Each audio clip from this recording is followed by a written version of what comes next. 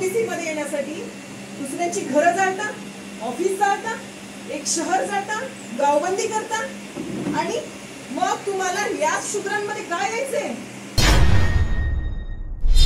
आम्हाला हिलोनं इतक्या वर्ष 75 वर्ष या व्यवस्थेपासून आम्हाला लांब ठेवलं। मी त्या जरांगे पाटलांना सांगू इच्छिते, आरक्षण हे गरिबी हटवचा कार्यक्रम नाहीये। आरक्षण हे सामाजिक विषमता दूर करण्यासाठी संविधानाने दिलेला विषय आहे। आम्हाला सहजासहजी आरक्षण भेटलेलं नाहीये। माननीय छगन भुजबळ साहेबांनी आरक्षणाच्या मुद्द्यावर मंडल आयोग महाराष्ट्रात लागू होण्यासाठी शिवसेनेचा इतका मोठा पदावर असताना राजीनामा दिला होता। तेच काम डॉक्टर बाबासाहेब आंबेडकरांचा आदर्श घेऊन केलेलं होतं त्यांनी। कारण पहिलं आरक्षण 346 जाती ना तर बाबासाहेबांनी दिलं होतं, त्यानंतर मंडल आयोग लागू झालं। व्हीपी सिंग हे पंतप्रधान असताना आपल्याला आरक्षण भेटलेलं आहे। भुजबळ साहेब हा महाराष्ट्रातील आरक्षणाचे जनक आहेत ओबीसीचे।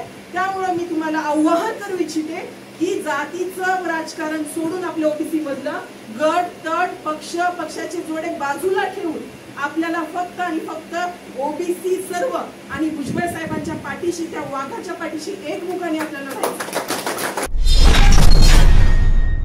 सिस्टीम साधी सोपी नाहीये। जरांगे पाटलाच्या पाठीमाग हात कुणाचे तुम्हाला सगळ्यांना माहितीये। प्रस्थापित इथले आमदार खासदार विधिमंडळामध्ये मंत्री महोदय आमचे भुजबळ साहेबांच्या अंगावर धावून जातात, मग तिथे या जिल्ह्याचा एकही खासदार एकही आमदार भुजबळ साहेबांच्या पाठीशी बोलत नाही। ही महाराष्ट्रात तर बोलतच नाहीये। ह्या जिल्ह्यात तर आपण 85% ओबीसी आणि इतर जाती मागासवर्गीय आहोत। मग या इथल्या प्रस्थापितांना, महाराष्ट्रातल्या आमदारांना, मराठा समाजाच्या आमदारांना ओबीसीच्या मतांची भीती वाटत नाही का?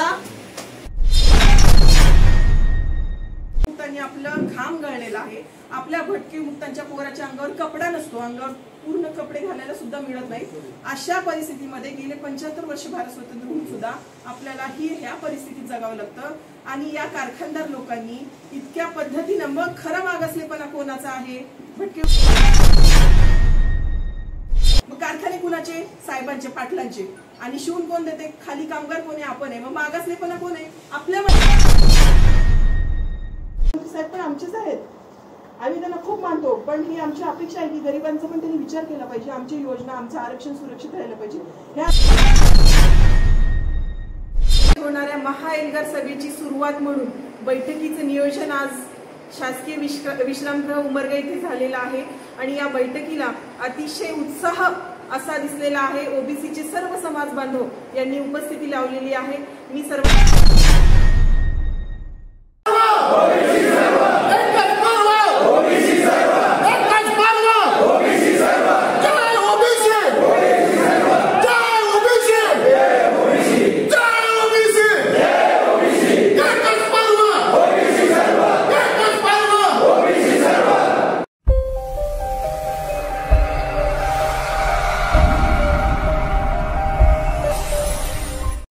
अभ्यास झालेला आहे की शिरायला घर सोपं आहे। नीट लक्षात घे, बिगरदाराचं घर आहे, तिथे बोललो हे घर शिरायला सोपं आहे असा भूमिका किंवा असा अभ्यास करून हे आता आपल्या मागे लागले। ज्या गोष्टीमध्ये आपल्याला लढावं लागेल, त्या गोष्टीसाठी आपण पुढे लढावं लागेल, त्यासाठी आपल्या सगळ्यांची तयारी आपण ठेवावी। माझं नाव अब्दुल रजाक बाबूलाल अत्तार, मी मुस्लिम अत्तार या जातीचा आहे। या आरक्षणातून मला अनेक फायदे मिळालेले आहेत, म्हणून माझे कर्तव्य आहे की या प्रत्येक आंदोलनामध्ये मी स्वतःहून सामील व्हावं आणि प्रत्येकाच्या जसं त्याचे सभा वाढत गेले तसे स्टेटमेंट बदलत गेले। मग त्याच्याला राजकीय नव्हता, राजकीय आला, राजकीय गदा आला म्हणजे सगळ्याला घरी बसवायचा कार्यक्रम आहे त्यांचा विषय। आणि पुन्हा की मी गुरु, मी गवळी, मी धनगर असं नसून आपण सर्व ओबीसी आहोत।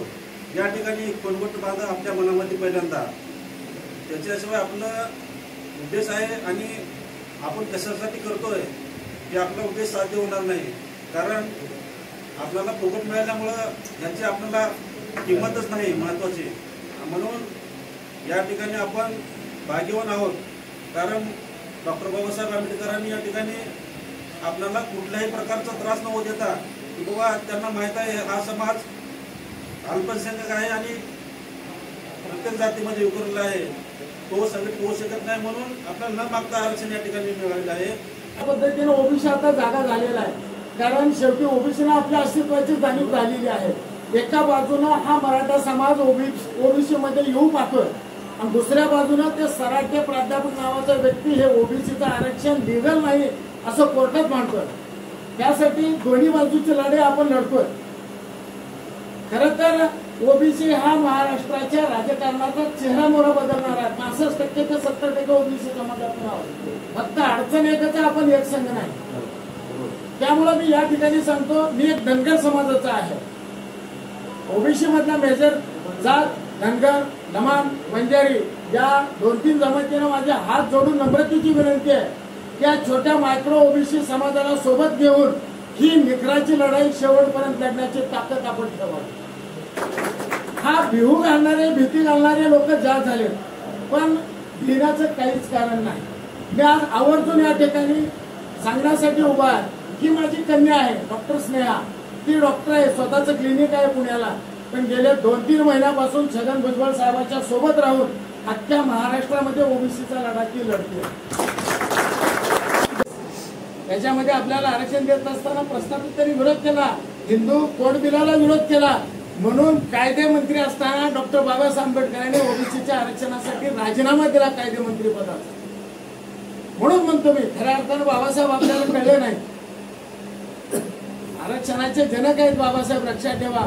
आपला कुठल्याही यांनी म्हटलं आपल्याला फुकटात मिळेल, आपल्या कुणीही आपल्याला आरक्षण माहिती नव्हतं, पण बाबासाहेबांना तेवढी दूरदृष्टी होती, तेवढा अभ्यास होता. त्यांनी या छोट्या छोट्या जातीला काय अडचणी पुढे येणार आहेत हे बाबासाहेबांनी घेरलं होतं, म्हणून आपल्याला आरक्षण मिळालं. वंचित घटक समस्त बाराबलुतेदार ओबीसी यांना घटनात्मक संरक्षण देण्याचा प्रयत्न केलेला आहे. अंमलबजावणी या राजकर्त्यांनी केली नाही. आपण त्याला जाब कधी विचारला? तुम्ही ओबीसी मध्ये येण्यासाठी दुसऱ्याची घरं जाळता, ऑफिस जाळता, एक शहर जाता, गावबंदी करता आणि मग तुम्हाला याच शूद्रांमध्ये काय यायचंय? आम्हाला हिलोनं इतक्या वर्ष, 75 वर्ष या व्यवस्थेपासून आम्हाला लांब ठेवलं. मी त्या जरांगे पाटलांना सांगू इच्छिते, आरक्षण हे गरिबी हटवचा कार्यक्रम नाहीये. आरक्षण हे सामाजिक विषमता दूर करण्यासाठी संविधानाने दिलेला विषय आहे. आरक्षण काय हे आपण आधी समजून घेऊ, कारण आरक्षण हे साधा सोपा विषय नाहीये. आम्हाला सहजासहजी आरक्षण भेटलेलं नाहीये. माननीय छगन भुजबळ साहेबांनी आरक्षणाच्या मुद्द्यावर मंडल आयोग महाराष्ट्रात लागू होण्यासाठी शिवसेनेच्या इतका मोठ्या पदावर असताना राजीनामा दिला होता. तेच काम डॉक्टर बाबासाहेब आंबेडकरांचा आदर्श घेऊन केलेलं होतं त्यांनी.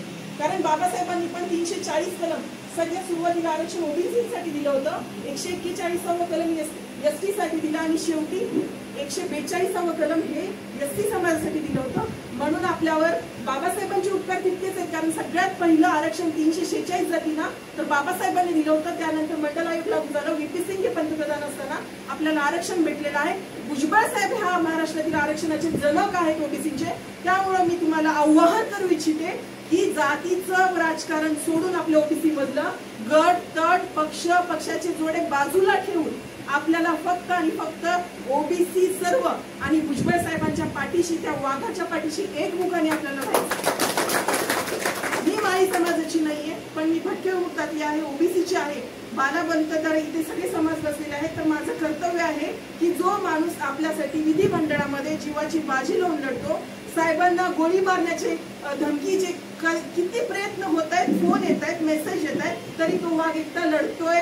जरांगे पाटलांना अंगावर घेतोय, कारण हे सिस्टीम साधी सोपी नाहीये. जरांगे पाटलाच्या पाठीमाग हात कुणाचे तुम्हाला सगळ्यांना माहितीये. प्रस्थापित इथले आमदार खासदार विधिमंडळामध्ये मंत्री महोदय आमचे भुजबळ साहेबांच्या अंगावर धावून जातात. मग तिथे या जिल्ह्याचा एकही खासदार एकही आमदार भुजबळ साहेबांच्या पाठीशी बोलत नाही. मी महाराष्ट्राचं तर बोलतच नाहीये, ह्या जिल्ह्यापुरतं बोलते. इथे एवढा 80% ओबीसी, एससी, एसटी, मुस्लिम समाज, सगळे समाज 80% आहोत आपण. 80% बिहारच्या जनगणनेनुसार महाराष्ट्राची जनगणना काउंट केली तर आपण 85% ओबीसी आणि इतर जाती मागासवर्गीय आहोत. मग या इथल्या प्रस्थापितांना, महाराष्ट्रातल्या आमदारांना, मराठा समाजाच्या आमदारांना ओबीसीच्या मतांची भीती वाटत नाही का? वाटत नाही का? मी फक्त जिल्ह्यापुरतं बोलते. इथे जे कोणी आमदार आहेत त्यांना ओबीसीच्या आरक्षणाची भीती वाटत नाही का? विधिमंडळाचं अधिवेशन चालू आहे, किती लोकांनी ओबीसीच्या आरक्षणावर प्रश्न उठवला? किती लोकांनी उठवला? का नाही उठवला? कारण आपण संघटित नाहीये. त्या आमदाराला जाब विचारत नाही. जर तुम्ही आमच्या आरक्षणावर नाही बोललात तर इथून पुढे ओबीसीचं मतदान तुम्हाला मिळणार नाही. ओबीसी फक्त नाही, ओबीसी मध्ये 346 जाती आहेत मित्रांनो.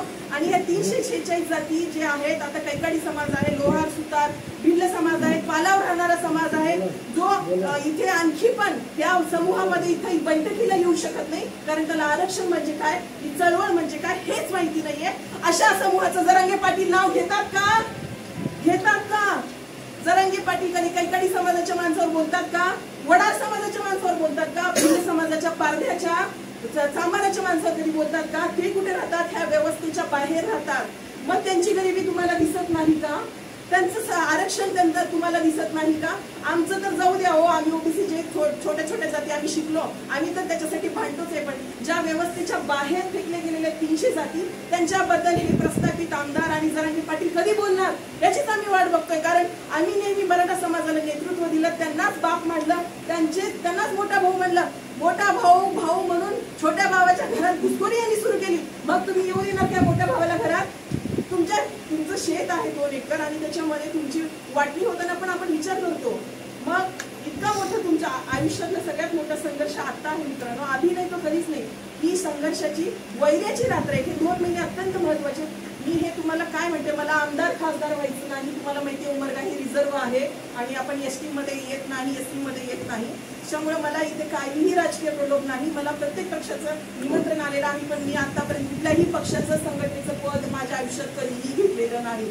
आणि आता मला माझ्या फक्त समोर एकच विजन आहे, फक्त ओबीसी आरक्षण वाचवायचं. मी जरी धनगर समाजातली असले, डॉक्टर स्नेहा जरी धनगर समाजातली असली, तर माझ्यासारख्या टोपिक या ताईंसारख्या असंख्य महिला उस्मानाबाद जिल्ह्यातून एकत्र यावं हे माझं एम आहे.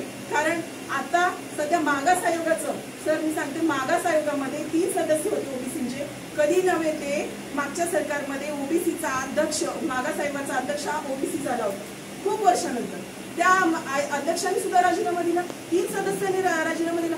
रातोरात जर मागास आयोगाच्या सदस्यांना राजीनामा द्यावा लागत असेल, कसला दबाव यांच्यावर आहे त्यांनी उघडपणे सांगितलं पाहिजे. या सरकारला काय म्हणजे आमच्याकडून काय अपेक्षित आहे. आणि त्या आयोगात कुणाची नेमणूक झाली? आदरणीय रिटायर्ड न्यायमूर्ती शुक्रे साहेबांची नियुक्ती झाली. ते साहेब जरांगे पाटलांना सर म्हणत होते आणि जरांगे पाटलांची समजूत काढत होते उपोषण मागे घेण्यासाठी. मग यांना जर आरक्षण त्यांना अध्यक्ष केलं मागास आयोगाचं, तर मग आपण न्याय कुणाकडे मागायचं? मग त्याला मराठा आयोग करून टाका. आमचा मागास आयोगाचा हक्क तुम्ही काढून घेतलेला आहे, काढून घेतलेला आहे. मग ह्याच्यावर आपल्याला कळते का? आणि दुसरी सगळ्यात महत्वाची गोष्ट, बाळासाहेब सराटी नावाची व्यक्ती, जरा फॅन बंद करता का? मला मोठ्याने बोलायला लागतं.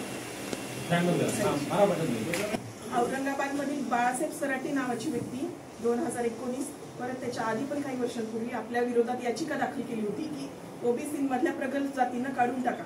ठीक आहे. त्याच्यानंतर त्यांची याचिका अशी पण आहे की ओबीसीचं परत सर्वेक्षण करा आणि ओबीसी त्यांना कुठलाही बेस नाही, त्याच्यावर पण त्यांनी गदा आणलेला आहे. त्याच्या विरोधात ओबीसी आरक्षणाच्या विरोधातच कोर्टात गेलेले आहेत. आणि हे बाळासाहेब सराटी आहे जरांगे पाटलांच्या जवळची व्यक्ती. त्याच्यामुळे आपल्याला जे मोठं भाऊ म्हणून आपल्याला सांगितलं जातं की ओबीसीच्या आरक्षणाला कुठलाही धक्का लागणार नाही, पण आपल्या विरोधात हे लोक कोर्टात गेलेले आहेत. आपलं ऑलरेडी आरक्षण तिथे कोर्टामध्ये चॅलेंज झालेलं आहे. एकदा राजकीय आरक्षण गेलेलं आहे, त्याचं सुद्धा कोर्टात केस चालू आहे.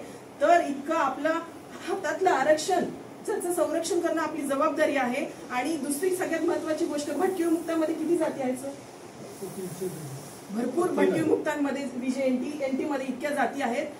जरांगे पाटील महाशय साहेब म्हणतात की भटकी विमुक्ता, धनगर, वंजारी, आणखी जे कोणी बंजारा समाज असेल, ह्या सगळ्या जातींना कसलाही धक्का लागणार नाही. कसं धक्का लागणार नाही बाबा? केंद्रात आम्ही ओबीसी मध्ये आहे, राज्यात आम्ही ओबीसीचं राजकीय आरक्षण घेतो, नोकरीमध्ये आम्ही ओबीसीचं आरक्षण घेतो, तर मग आमच्या आरक्षणाला धक्का कसा लागणार नाही? ह्याच्याबद्दल कोणी बोलणार आहे की नाही? 3री पास असलेला माणूस आम्हाला सांगतो का की आम्हाला आमच्या आरक्षणाला धक्का लागणार नाही? मग आम्ही पेटून उठायचं की घरी बसायचं? मी आज डॉक्टर झाले तर माझं कर्तव्य आहे तुम्हाला सांगणं की आमच्या आरक्षणाला धक्का लागतो 100%. आज आमचे मुस्लिम समाजाच्या 35 जाती या ओबीसी मध्ये आहेत, त्या समाजाचा तर कुणी विचार करणार आहे की नाही? पहिलं धर्माचं राजकारण सुरू झालं, आता जातीचं राजकारण सुरू झालंय. मग या छोट्या छोट्या जातीने जायचं बघायचं कुणाकडे? मुस्लिम समाजामध्ये मुलींचं शिक्षणाचं प्रमाण अत्यंत कमी झालेलं आहे. याच्यावर हे सरकार बोलायला तयार नाही. मला कुणावरही टीका करायची नाही, पण ही सरकारला ओबीसीची भीती वाटत नाहीये का? कारण आपण सरकारला जाब विचारत नाही. मला कुठल्याही पक्षावर टीका करायची नाही. माझ्या सर्व पक्षामध्ये माझे सर्व चांगले विचारांची लोक पण आहेत, मी त्यांचा रिस्पेक्ट करते.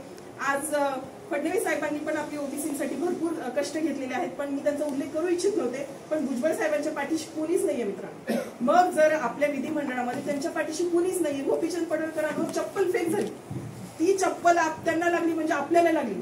कारण त्यांनी त्या भर सभेमध्ये आपल्याला प्रतिज्ञा दिली होती की आपण ओबीसीच्या आरक्षणाचे संरक्षण करू. हेच त्यांच्या डोक्यात गेलं आणि त्यांनी ते इमिजिएट त्यांच्यावर चप्पल फेकली काही मिनिटांमध्ये. मग त्यांना चप्पल फेकली म्हणजे हे समस्त ओबीसींना चप्पल फेकल्यासारखे. आणि जरांगे पाटील मागे पण म्हणाले होते की लायकी नसणाऱ्या माणसांच्या हाताखाली आम्हाला काम करावं लागतं. मग लायकी नसणारे कोण? तुम्ही सरकारला म्हणताय लायकी नसणारे, की आम्हाला मागासवर्ग घेणं म्हणते लायकी नसणारी? मग सरकारला म्हणत असाल तर मग तुमचे मुख्यमंत्री आहेत. सरकारची लायकी नसेल, त्यांच्या हाताखाली तुम्ही काम करताय, तर ते तुमच्याच समाजातले आहे. पण जर तुम्ही आम्हाला म्हणत असाल, आमच्या IAS IPS लोकांना म्हणत असाल, किंवा आमच्या समाजातले मंत्री यांना म्हणत असाल, किंवा आमचे जे काही डॉक्टर्स आहेत किंवा ज्यांच्या हाताखाली अधिकारी लोकांच्या हाताखाली तुम्हाला लाज वाटत असेल, त्यांना तुम्ही म्हणत असाल, तर हे समतेचं राज्य आहे का? हे समतेचं राज्य आहे का? फुले शाहू आंबेडकरांचं फक्त नाव घ्यायचं आणि आपल्या लहान भावावर अन्याय करायचं, हे प्रस्थापितांचं खूप मोठं षडयंत्र आहे मित्रांनो. आणि ह्यांचेच मुख्यमंत्री आहेत ना. किती वर्ष झालं आपल्याकडे कधीच सत्ता नव्हती ओबीसींकडे, कधीच आपलं राज्य आलं नाही. आपण कायम आता बघा 160 आमदार मराठा समाजाचे आहेत. मला मराठा समाज कुणावरच टीका करायची नाही. त्यांच्यात पण गरीब समाज आहे, त्यांना वेगळं आरक्षण द्या. आपण मराठा समाजाच्या आरक्षणाच्या विरोधात नाही आहोत. आपण मराठा समाजाच्या विरोधात नाही आहोत. फक्त आमचं आरक्षण सुरक्षित राहावं. आमचा जो हक्क आहे संविधानाने दिलेला, संविधानापेक्षा श्रेष्ठ कोणीच नाहीये. त्या घटनेमध्ये दिलेले जे आरक्षण आहे त्याची संरक्षण करण्याची जबाबदारी ही आमची आहे. इथे बसलेल्या प्रत्येकाची ती जबाबदारी आहे. आम्ही हेच म्हणतो की त्यांना वेगळं आरक्षण द्या. मग ह्याच्यामध्ये आमचं चुकलं काय? भुजबळ साहेब तेच म्हणतात, फडणवीस साहेब तेच म्हणतात, वडेट्टीवार साहेब तेच म्हणतात, शरद पवार साहेब तेच म्हणतात, अजित पवार साहेब तेच म्हणतात, आणखी उद्धव ठाकरे तेच म्हणतात. सगळे तेच म्हणतात की फक्त मराठा समाजाला आरक्षण द्या, पण ओबीसीच्या आरक्षणाला धक्का न लागता. मुख्यमंत्री साहेब पण तेच म्हणतात की आम्ही ओबीसीच्या आरक्षणाला धक्का लागू देणार नाही. मग मागच्या दराने कुणबी सर्टिफिकेट कुणाला देताय तुम्ही? कुणाला देताय मागच्या दराने कुणबी सर्टिफिकेट? हे असलं गोड बंगाल जे आहे ना, ह्यांचं राजकारण पूर्वीपासून चालत आलेलं आहे मित्रांनो. यापैकी एकालाही उमरग्यामध्ये कुणबीचा दाखला मिळाला तर आमच्या अत्तर साहेब परत नगराध्यक्ष होतील का? आमच्या ताई परत नगराध्यक्ष होतील का? परत नगराध्यक्ष सगर साहेब होतील का? हे होणार का? एकही सर्टिफिकेट जर तुमच्या इथं बसलं ना, तुम्ही नगराध्यक्ष सीट गमावली मित्रांनो. परत उमरग्यामध्ये ओबीसीचा एकही नगरसेवक, नगराध्यक्ष, सरपंच दिसणार नाही. ही लढाई अस्तित्वाची आहे, वैऱ्याची रात्र. ह्याच्यासाठी मी सांगते, मला उमरग्यामध्ये येण्याचं हेच कारण आहे. मी मुंबईपासून प्रत्येक गावी, प्रत्येक शहरामध्ये जागृती करते. भुजबळ साहेबांसोबत असेल, शेंगे साहेबांसोबत असेल, गोपीचंद असतील, आणखी इतर सगळे नेते, सगळे फडणवीस साहेब, आणखी कोण, वडेट्टीवार साहेब असतील, विदर्भातले काही नेते आहेत, सगळीकडे मी फिरते. पण मला माझ्या समाजाला, मी एक डॉक्टर आहे, मी एक मुलगी आहे, मला संविधानाने अधिकार दिलेला आहे आणि माझा तो अधिकार कोणीही हिरावून घेऊ शकत नाही. आणि सोलापूर आपल्या शेजारचं उदाहरण घेते, परत मुंबई असेल, इथे कापड व्यापारी खूप आहेत, मोठे मोठे कारखाने आहेत. मग या प्रत्येक कारखान्याच्या ठिकाणी खूप वर्षापासून भटकी विमुक्तांची मुलं काम करतात. बरोबर आहे? आपण त्यांचा सदरा शिवून देतो, प्रत्येकाला कपडे घालायला त्यांचे आपण शिवून देतो. त्यांच्या शिलाईसाठी भटकी विमुक्तांनी आपलं घाम गळलेला आहे. आपल्या भटकी विमुक्तांच्या पोराच्या अंगावर कपडा नसतो, अंगावर पूर्ण कपडे घालायला सुद्धा मिळत नाही. अशा परिस्थितीमध्ये गेले 75 वर्ष भारत स्वतंत्र होऊन सुद्धा आपल्याला ह्या परिस्थितीत जगावं लागतं. आणि या कारखानदार लोकांनी इतक्या पद्धतीनं, मग खरं मागासलेपणा कोणाचा आहे? भटकी विमुक्त ओबीसीचा आहे की नाही? मग कारखाने कुणाचे? साहेबांचे, पाटलांचे. आणि शिवून कोण देते? खाली कामगार कोण आहे? आपण आहे. मग मागासलेपणा कोण आहे? आपल्यामध्ये मागासलेपणा आहे. हे मी तुम्हाला का सांगते? मग हे मागासलेपणा दूर करण्यासाठी आरक्षण आहे. आपल्याला मुख्य प्रवाहामध्ये आणण्यासाठी आरक्षण आहे. आपल्याला खूप मेजॉरिटीने हिनवलं जातं. जरी आपल्या समूहातला माणूस अधिकारी झाला तरी त्याच्या हाताखाली काम करायला हे लोक लाजतात. मग हे जे मागासलेपण आहे, बाबासाहेबांनी ह्याच्यासाठी दिले की तुम्ही जरी एका विशिष्ट जातीमध्ये असाल तरी तुम्हाला एक सन्मानाने वागणूक मिळावी, म्हणून याच्यासाठी आरक्षण दिलेलं आहे, ना की तुमची गरिबी हटाव याच्यासाठी नाही. गरिबी तर ब्राह्मण समाजामध्ये सुद्धा आहे ना. गरिबी तर सगळ्याच समाजामध्ये आहे. मग काय सगळ्यांनाच आरक्षण ओबीसी मध्ये कुणबीचे दाखले देणार का? तसं बघायला गेलं तर कुणबी जातच नाहीये, व्यवसाय आहे कुणबी. मग आता लिंगायत समाज पण कुणबीचे त्यांचे पुरावे भेटतायत, मग मारवाड्यांचे भेटतायत, जैनांचे भेटतायत, मग त्यांना पण द्या कुणबीचे दाखले. मग सगळेच या आमच्यामध्ये लातूरमध्ये भेटले. मग सगळेच जर आमच्यामध्ये आले तर आमच्या भटकी विमुक्त, कैकाडी, घिसाडी, लोहार, सुतार, चांभार हे सगळे लोकांनी जायचं कुठे? यांचा विचार हे राज्याचे मुख्यमंत्री, दोन्ही उपमुख्यमंत्री करणार आहेत का? हा माझा सवाल या राज्यकर्त्यांना आहे. जोपर्यंत तुम्ही ओबीसी आरक्षणावर बोलणार नाहीत, आम्ही इथून पुढे प्रस्थापितांच्या मतदानावर बहिष्कार टाकणार आहोत. हो की नाही? पर्यायी व्यवस्था पर्यायी व्यवस्था देणार. त्यांना मतदान करायचं नाही. जो आमच्या ओबीसी आरक्षणावर बोलेल आम्ही त्याचाच विचार करू. जो आमच्या आरक्षण